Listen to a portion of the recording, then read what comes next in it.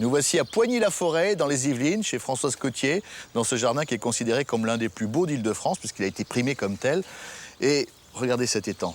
N'est-ce pas magnifique, n'est-ce pas un camailleux de couleurs que de voir à la fois l'étang, les nénuphars, les plantes aquatiques qui sont tout autour. C'est joli, c'est très joli même. Et puis, si vous avez la chance d'avoir de l'astère dans votre jardin, vous mettrez de la lumière.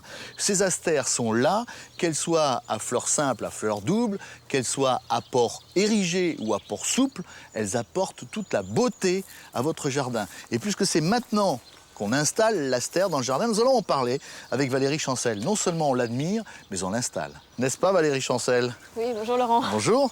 Les petits astères, on les installe là maintenant? Oui, alors ceux qui font 40 à 60 cm, on va les placer au premier rang, Ouais. en bordure, dans une bonne terre de jardin bien drainée. Bon, pas de problème, ce sont des plantes très rustiques.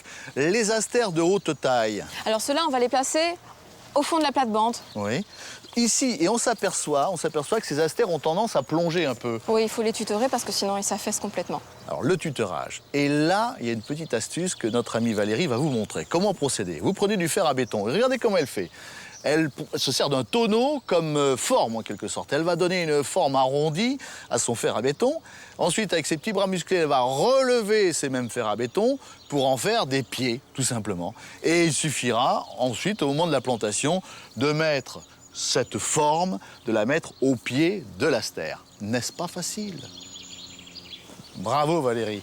Et si comme Madame Cotier, vous avez un grand jardin, n'hésitez pas, faites un gros sandwich, 2 tranches de haies et au milieu vous mettez la grande tranche d'astère. C'est plus facile à cultiver, c'est plus facile à entretenir. Ah, ça c'est pour votre balcon. Voilà, ça marche aussi pour une nuée de fleurettes jusqu'au gelé. Jusqu'au gelé, vous aurez un balcon magnifique, tout en fleurs. Merci Valérie. Au revoir à tous. Au revoir.